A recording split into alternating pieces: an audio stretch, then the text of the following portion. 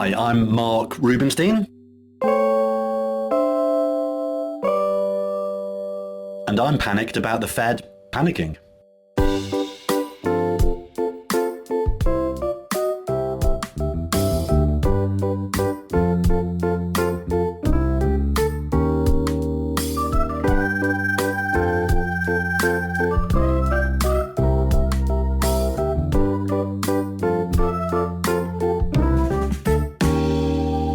Jensen. Lindsay, how are you? KJ. Hey, There what's was an up? old Phoenix Suns named KJ, Kevin Johnson. Right. He was good. I'm switching everything to Jensen. And Jensen is Norwegian? That's about as Norwegian as he gets, yes. Because the J, and how do you pronounce it in Norway? Jensen. Mm-hmm. He'll be the son of Jens or Jens. So is it insulting that I call you Jensen? No, it's fine.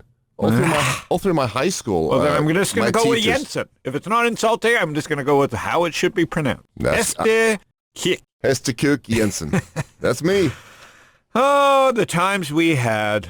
The hangovers we had. Speaking of hangovers, I have an Englishman on the phone. He's probably got a pint of Guinness, and we're going to keep him waiting so he gets a little sauce before this happens. Going a little selfish on this episode to geek out. I rarely get to do this. I talk to super smart people around things I don't understand. This time I'm going to talk to a super smart person where I act like I think I know what I understand. But seeing that I'm a little panicked and confused about the Fed and confused about the markets and tech and fintech and lending and the economy and post-COVID and the world, I thought I'd talk to one of my favorite financial bloggers and get him on the show. Is that okay? I think that's a Is great that okay, idea. Jensen? That's okay, Linzon. The pronounced Linzone by, no one has pronounced it like that, so welcome. Linzone. You know, JC calls me Linzone. You're in the Linzone. Right. So let's get right to it. I'm going to introduce our guest, Marc Rubinstein. He's investment pro, 25 years plus experience researching and investing in financial service companies. You know, I fancy myself a fintech investor. Yes. The statements say, the cards say that. He is a retired partner, which means, you know, he made a few shekels or quid, or whatever you call them over there in the UK, at Lansdowne Partners. They're one of Europe's largest hedge funds, from where he advised on management of award-winning $4 billion global long-short financials equity fund. Boring. And previously he led European banking sector equity research at Credit Suisse. And, you know, that's pretty cool. Been around the block a few times. And he's an active value investor. That's in vogue right now, Knut, so they say. Okay. And he does early stage fintechs. And I love his blog, Net Interest. It's a weekly newsletter on financial sector themes. So, listen, I play a financial investor on Twitter and StockTwits and the internet. This guy actually does it. Right. And he looks the part. Like, you take one look at Ben, you go, hey, he's a hedge fund guy. Porn star or hedge fund guy. I used to have that show, and Ben's a hedge fund guy. And his Twitter handle is at Marc, MarcRuby. And it's cool because, like, he's super smart, and I think he follows me and reads my blog. So kudos to Howard, Linzone. Right. Wow. So, and he's panicked about the Fed panicking, which is really a good topic for this discussion, because here we are, you know, ending the first quarter. Tech is a disaster. The Fed has not quite, you don't know when this show will air, but the Fed has said things are going to, rates are going to be hiked. And in my business, Knut, it's kind of like sports. Like, this is what you talk about. And this is why none of us, women don't like us in the world, because this is what we talk about. And so he's also writing for Bloomberg Opinion. So let's get Marc on the phone. Hello, UK. Are you in a red phone booth? They've all been taken over. There's no phones in phone booths anymore. They're there. Are they? So what does happen inside those now? I forget the last couple of years when I was there. Are they all taken away, or are there a few of them left, or what do they do?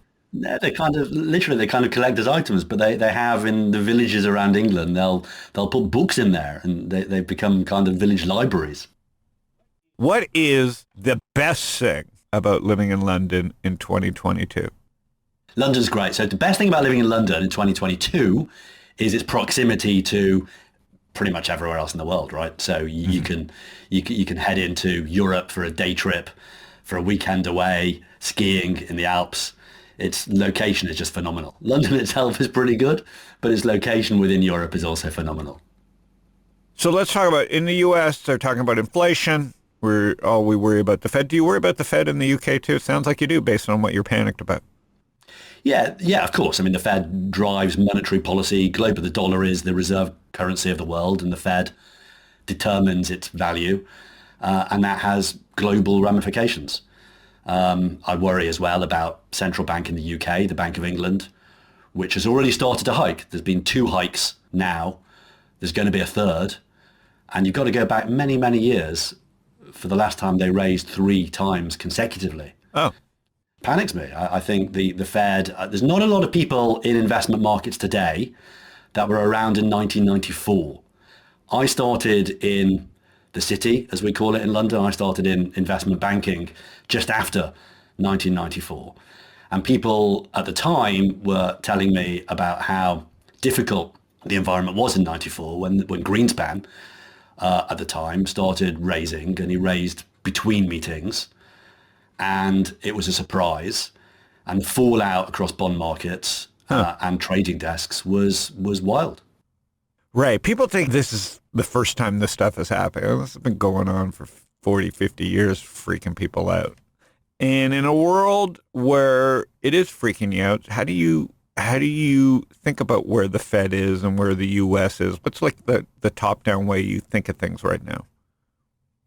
Well, the risks are different. The Fed now, with hindsight, you can go back and read speeches. Actually, the rates were hiked with just a sentence, with an utterance of Greenspan in a I remember conference. that. They had the briefcase and it was just a sentence. It was like Orange exactly. Juice I mean, Future. now, the idea now of the idea of dot plots and predictions of where the Fed and second guessing of where the Fed's going to be 6 months from now and parsing the statement and comparing it to the previous statement, none of that existed. So communication is a lot better now, and therefore the propensity for a surprise should be lower. But the flip side of that is that we've all become kind of immune to it. People have lived under the Fed put for so long now. We've had zero rates for, I talk about the financial crisis a lot. I was managing money during the financial crisis. To me, it still feels like pretty recent history. Mm-hmm. A lot of people think I'm an old guy when I start talking about the financial crisis because it was 15 years ago. It's a long time. But it's really frightening. So keep going. So you're living through that. How does that frame your thinking today? Well, it frames my thinking because it breeds a degree of uncertainty that conditions can change very, very quickly. But the point I really wanted to make was that it's been 15 years where we've been living under this low rate environment. We've had these low rates. And that coincides with a period of phenomenal tech innovation. And there's been loads of good stuff that's happened since the financial crisis. Yep. I mean, actually, we can go on and talk about crypto a while, but crypto kind of was born of the financial crisis. Actually, the smartphones were introduced kind of coincident with the financial crisis. Yep. Obviously not related, but the point is there's been a lot of coincident trends post-financial crisis, which makes it very difficult for us today to discern how much of what's going on is low interest rates and consistently low interest rates, and how much is tech innovation and some of the other good stuff that's happened. Correct. The answer is it's probably a combination of it all, but parsing between them, really difficult. And what's interesting, just the true statements that, you got, so you had the crisis, and we just don't know. It was just a perfect storm for investors that came along after. You had the Fed put because of the crisis. You had, generally the populace happy. Obviously Obama had his haters, but like things calmed down. Rhetoric dropped, and iPhone, Uber, Google Maps, YouTube, everything exploded in software and tech. And so now here we are in 2022, tech is imploding. I mean, you don't see it in the indexes, but you see it, and because Apple and Amazon and Google have held up, although Facebook's, caving, and Microsoft's held up, so the market cap, the market cap has hidden some of the incredible damage in tech. And like you said in the opening, you're panicking about the Fed. Is they're a wild card now. So we've lost tech for a few reasons. We've lost tech because maybe interest rates or maybe just valuations are coming down because of inflation and interest rates. But we also have lost tech, I think, because Apple's getting more dominant and Google is getting more dominant. And down the food pipe, it's, Facebook, as much as we hated them, is kind of controlled by Apple at some level. And Shopify, as much as we love them, now has to deal with the Facebook and Apple fallout themselves, combined with the possible removal of the Fed put at a time when supply chains are screwed up. Brexit makes UK's supply chain probably doubly worse, and the put may be pulled away. So with that in mind, is that kind of what freaks you out? Now you're making everyone panic. Yeah, just hang on here while I sell some things. Hang on. Let me just go to a break. I'm kidding. I'll put it on pause. So is that kind of when you say you're panicked about the Fed panicking, is that what you're worried about? Yeah, I think they're very data dependent. And they'll respond to inflationary inputs as they come through. But as I say, you go back to 1994, the Fed drives ultimately that interest rate, that one interest rate drives the valuation of everything. Everything falls out of that. And they know that clearly, hence communication is smooth and they give guidance as to where they're going to take rates. But we've never had this kind of inflation. People speculated when QE began, going back 12 years, whenever it was, that it would lead to inflation. That never happened. We've now got a bout of inflation. There's various specific reasons why it's happening now. Clearly, the pandemic playing a key role there. But we've never had this kind of situation of that combination of low rates and so much hinging on low rates and this inflationary spectre all at the same time. And maybe nothing will go wrong. Maybe we can walk our way. There was a taper tantrum back in 2013 and we walked back from that. Maybe we can walk the tightrope here. Maybe the Fed can walk the tightrope. But the chance of something going wrong is... it's not necessarily high, but it's higher than it probably has been at any time over the past few years. So here we are, like we said, and no one knows. But prices are moving ahead of things. So in your old hedge fund days, and that was a big book that you guys run, how do you think they look at this going on right now? How would they come into the market like this, if you could guess? Well, it should be a great opportunity because you've now got dispersion. As you said earlier, you don't see it in the index. The index is we're talking today, the S&P is kind of flirting with correction territory. In other words, down 10% or so from its peak, which is kind of fine. Nothing really that's going to scare people. Yeah, nothing to panic about. You're not going to panic about that. And so the opportunity to look at sectors. So my background was in financials, and financials back in, again, I mentioned before the financial crisis. Prior to the financial crisis, the banking sector and financials broadly was close to 20% of the index. It was a big, big chunk of the index. Mm-hmm. Citi was one of the biggest, it might have been the biggest stock in the world. Yeah, I think it was one of the biggest company with Travelers, etc. Yep. Yeah. So these things go in cycles, and if we're going through a shift in leadership right now, that should be a very good time for hedge funds. The problem is, and this comes to the debate about value versus growth, is that you've had such a long period where growth has outperformed value that there has been a herding of positions into some of these stocks that have suffered. And actually, I was looking at some data recently.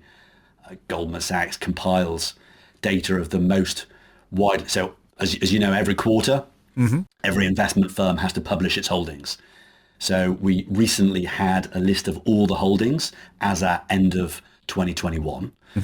And there's a lot of herding into these names that have performed well in 20 and 21, and they're performing less well right now when we're speaking today. But so a lot of it's been given back. So for an independent-minded hedge fund manager who is prepared to support and back unloved stocks that have underperformed for a long, long period of time, now it's a very opportune moment. But the flip side is there's a lot that were left holding some of these stocks which had performed well and no longer performing well. And so in fintech, because that's where I invest my seed money, it's been just easy pickings. Not that I'm smart. It was just when I was interested in disruption or seeing the next E-Trade, and I don't really follow crypto, but haphazardly or as a bull market goes, I got swept alongside. What areas of fintech kind of interest you? I know it's the lending side. Yeah, I like the lending side. I know you're very interested on the trading side, which also, which I also find we can talk about that. I also find that interesting. Actually, there's some. Whereas lending is pretty universal, the demand for credit is pretty universal. Trading is probably more of a US phenomenon.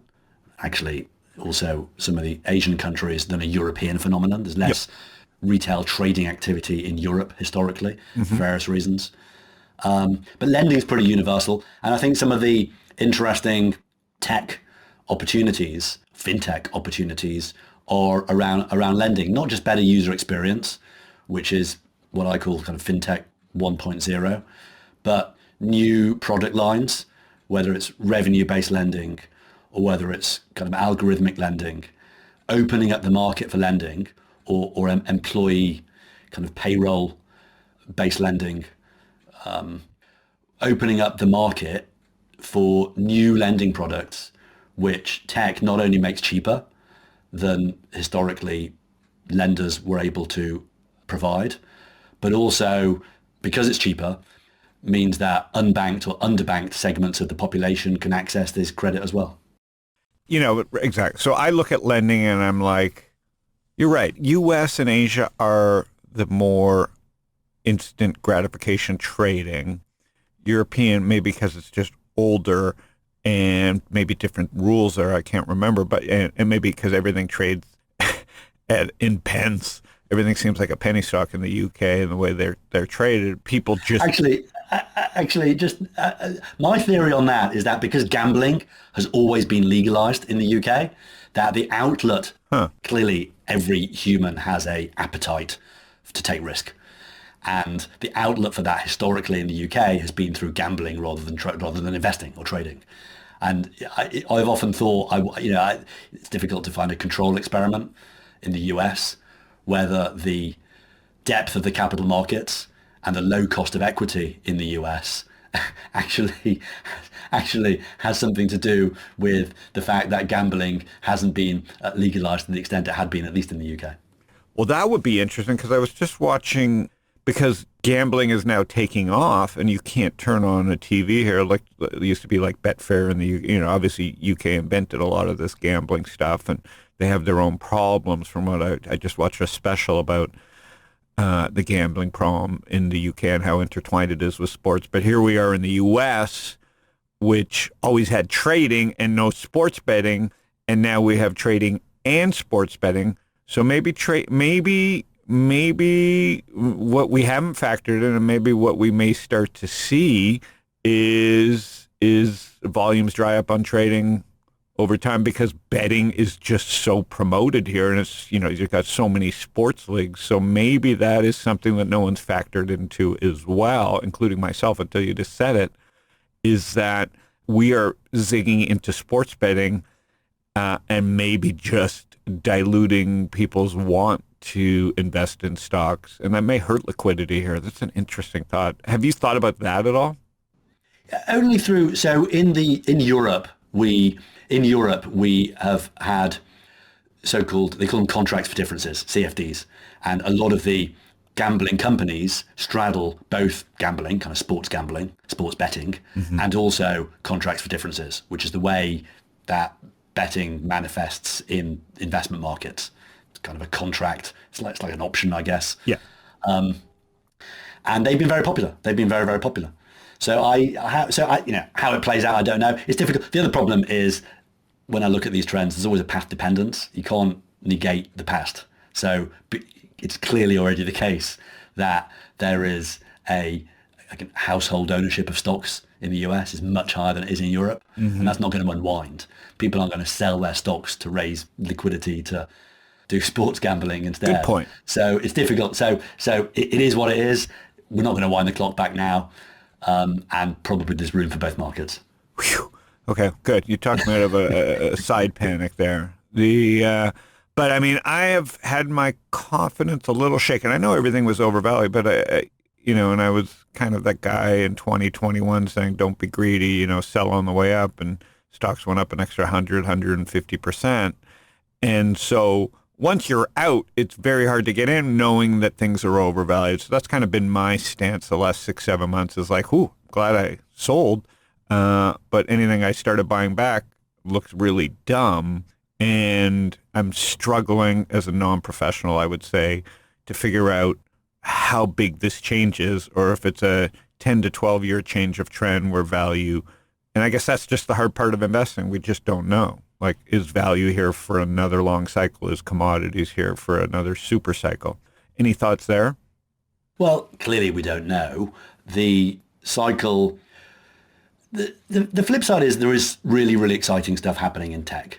And the ability to bring some of those projects to market has never been easier. The ability to recruit, to be able to in-source talent from all over the world to work on these projects. And we've seen, because of working from home, that's had a step change up over the past couple of years. The ability to raise capital is still, venture is still a relatively small part of global allocations, and that's been increasing. And that's a structural, secular trend rather than something that's cyclical. So, and the ability to, obviously because of cloud, to reduce costs of bringing any of these projects to market is phenomenal. And so I can't see a change in the amount of technology that's percolating to the surface, and that's a good thing. So whereas we can make a cyclical call on growth versus value, growth isn't going away, and markets will do what they do. But the thing to watch is the thing I'd be watching more closely, rather than the kind of reflexivity here. Clearly, private investment is driven fundamentally indirectly through the IPO market. So there is a connection via the IPO market between public markets and private markets. But I'd be looking more closely at what's going on in your business and the appetite to invest in some of these new projects and these founders with these great ideas. Yeah, that's the thing. Yeah, when that slows down, that's the concern.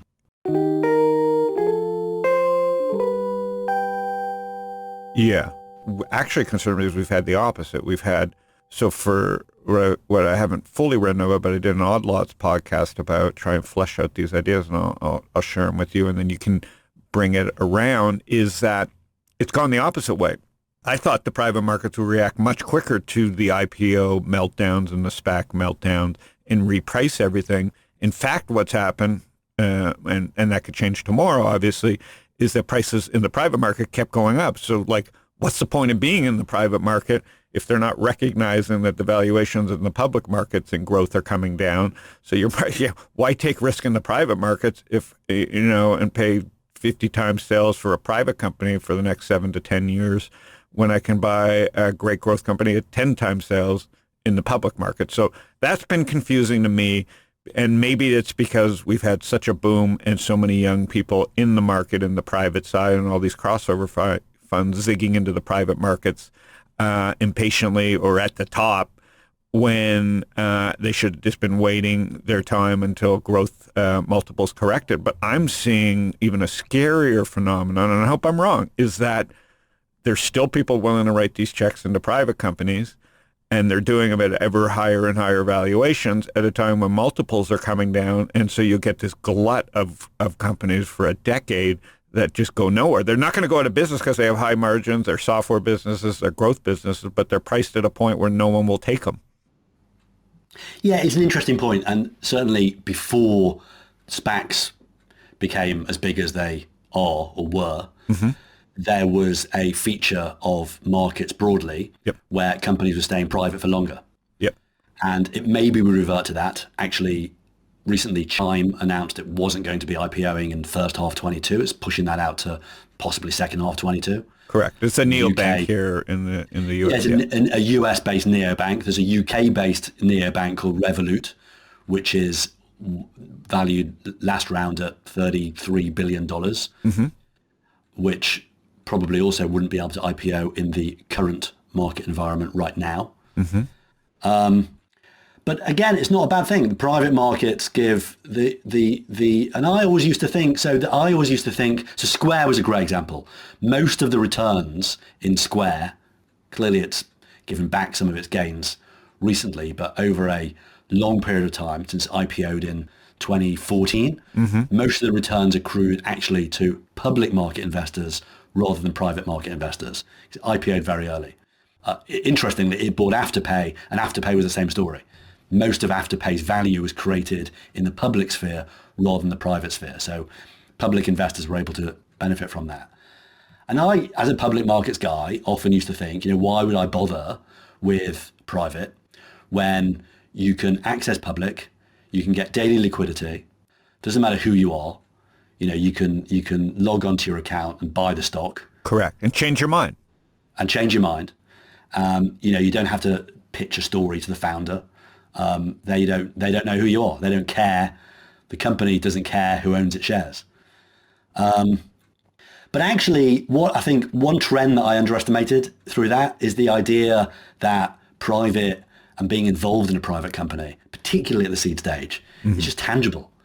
And there's capitalism always moves, it always changes. And this idea that people want to be invested in something tangible and just get involved rather than passively owning stock is huge.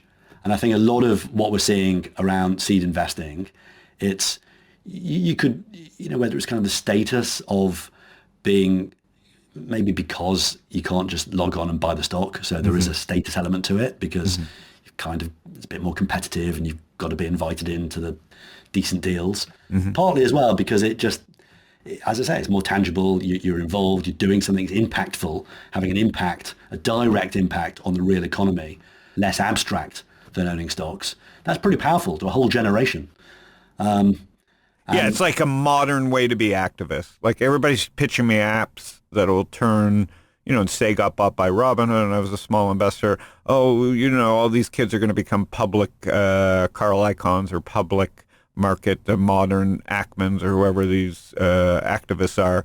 But really, it's easier to be an activist by writing a check into a private company. Yeah, that's right. Exactly right. You get involved. You can tell, and you can tell your friends. So there's that element to it as well. And it's more of a story than just, I own a bit of stock. Yeah, really interesting. So if gun to your, I'll come back to the last question.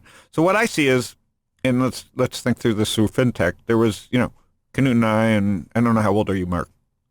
How old are you, Howard? I'm 56, so that's 62 Canadian. How old are you? 68 Canadian. How old are you?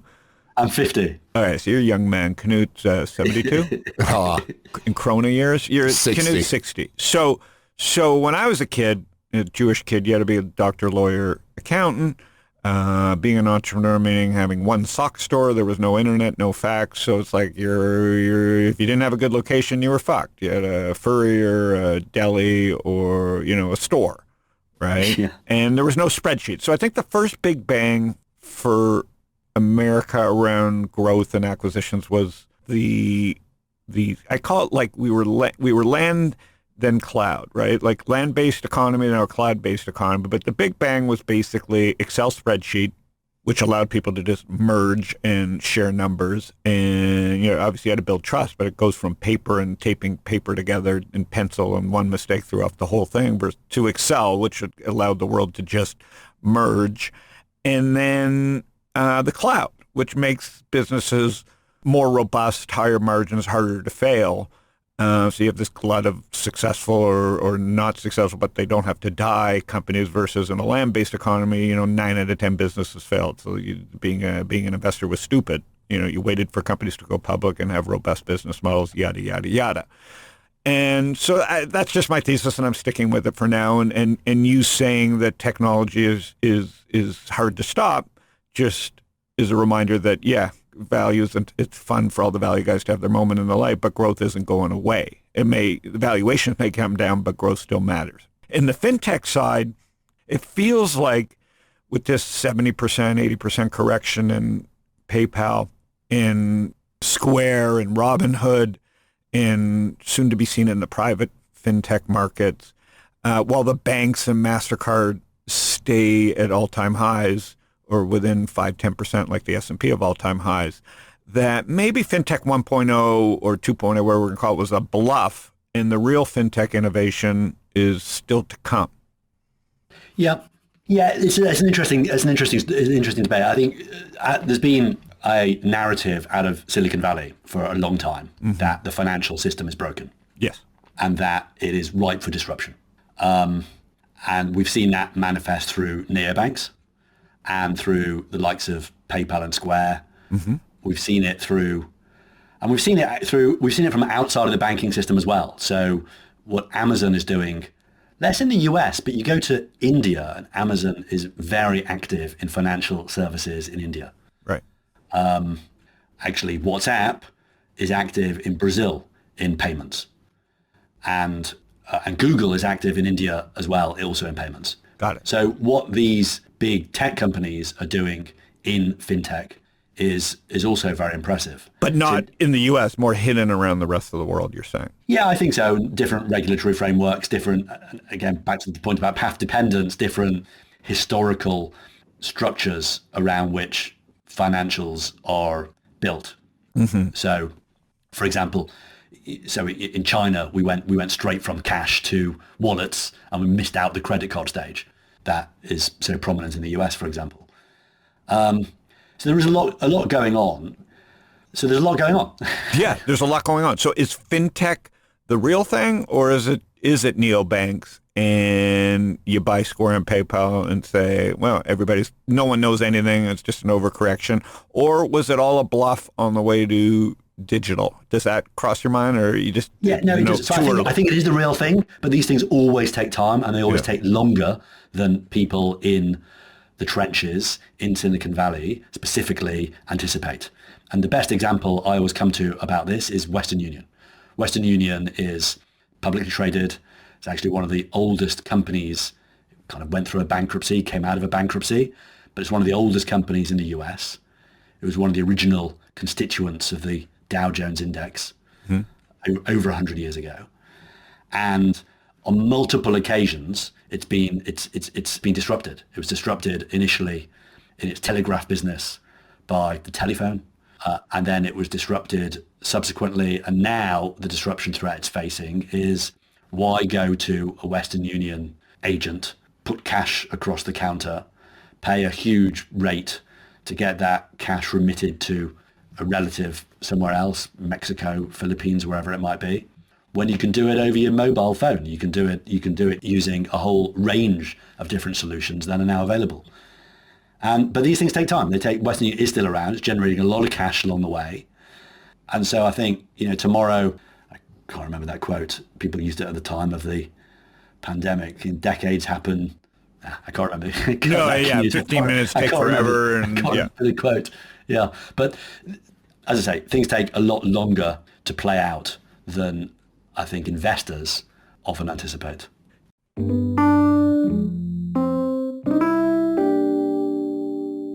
And then what about the Fed? If we're panicked about it, just to bring that back, you're sitting in your chair today and things can change tomorrow. What's your gut around what the Fed, they've been saying they're going to raise rates, but if the S&P dropped 10%, I guess because the large cap weighted stocks caved tomorrow, things could change again.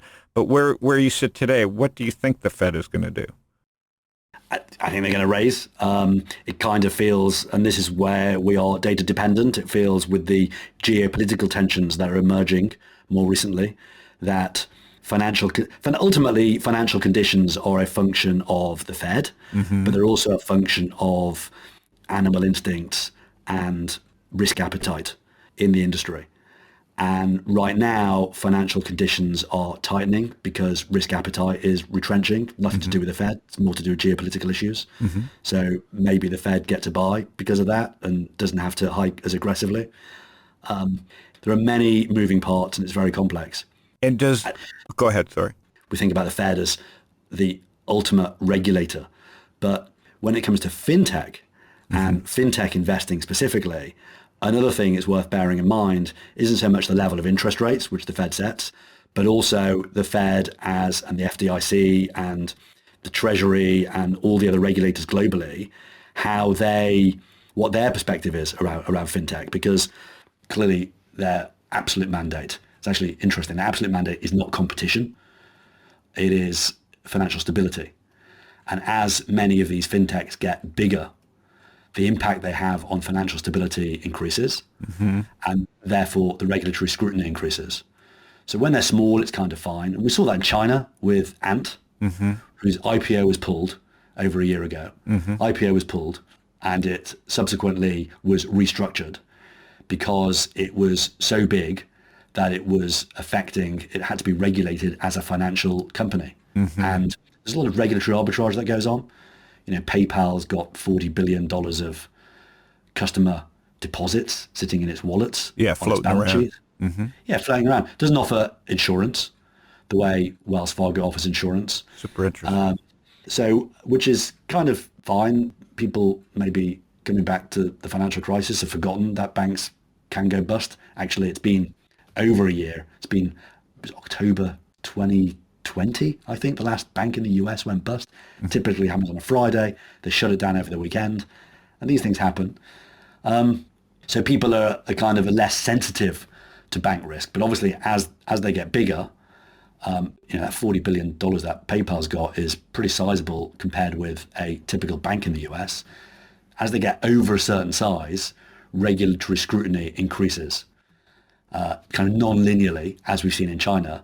And that's a kind of a risk. That's a residual risk that many of the fintechs specifically face, I think, in the future as well. That's super interesting because it's imagine a run on PayPal where every kid's taking their $6 that is sitting in the cloud and puts it back into their bank. But I guess you're saying that's a possibility theoretically that could happen? Yeah, I mean, it happened 15, that's right. I mean, 15 years ago when there was insurance, it happened. We saw a run on Citi, we saw a run on Washington Mutual, which was closed down. We've seen in our lifetime, we've seen unprecedented runs on banks. Really interesting. I don't think there's so much new, including myself, money in the markets. We haven't thought through all the permutations of this. We just assumed growth is what mattered. And it's complicated. These companies were, the money poured in, they got bigger than not even their fault. They're just being public and in the limelight, and all these apps allowed you to buy them, and no one looked at the fundamentals. And all of a sudden, everybody's starting to look at the fundamentals. So it's really, like you said, the dispersion is fascinating. This is a great time to be an investor. It's just not as easy as it was. Well, I really appreciate your time. I'd love to bring you back when the markets are bananas or when fintech is doing weird things. I really appreciate the writing, net interest. When did you start writing? I started in May of 2020. So it was kind of pandemic induced. I just recovered from COVID and now I read a lot of stuff, consume a lot of stuff. And this was a great way to turn it around and actually create something from it. And it's taken off. So from May of 2020 to now, we've got about 28,000 subscribers and it's just a lot of fun. Fantastic. And you're getting good feedback from it. You do it because you're helping yourself, but it's an extra joy to have other people read it. Exactly right. So all the best in the UK and, help do your part. Keep inflation down. Stop spending money. Just stop spending. Yeah, stop spending and huddle in a corner.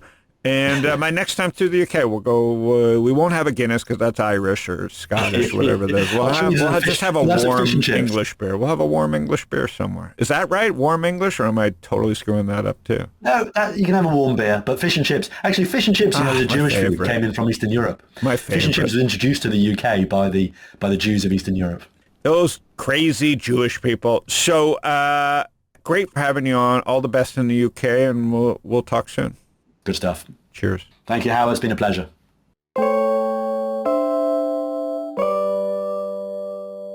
Knut, I wanted to bring in someone who's seen a few things, not just growth and lollipops. So, it's traded through a few crises. I feel, again, my spider tingly is something's going on. Yeah. There's more hope than fear out there in this tape. It's like growth will overcome, but some interesting points that I think he made. Yes. And he does it from a different part of the world where, listen what he says, they still care about the Fed in the UK, which it's the US drives a lot of this stuff. We're in a lot of power that we don't know that we're wielding over the UK and all these people. So really interesting guy. The blog is netinterest.co. He is at Marc, M-A-R-C, Ruby, R-U-B-Y on Twitter. Really great takes on fintech, banking, lending, etc. from an older, wiser gent, but also loves speculating and doing some angel investing and, not an old fuddy-duddy of fintech, thinks enough smart people have moved to crypto. So a really fun read. Little on the geeky side for people like me, but you can learn a lot. Thanks, Knut. You're listening to Panic with Friends once a week. If you subscribe, you go to Apple, Spotify, Google, search my name, Howard Lindzen. Subscribe. You will get a podcast once a week. I talk to founders, investors, traders, entrepreneurs, and venture capitalists. We try and get a little bit ahead of the curve. Have a great day, everybody. See you next week. Thanks, Knut.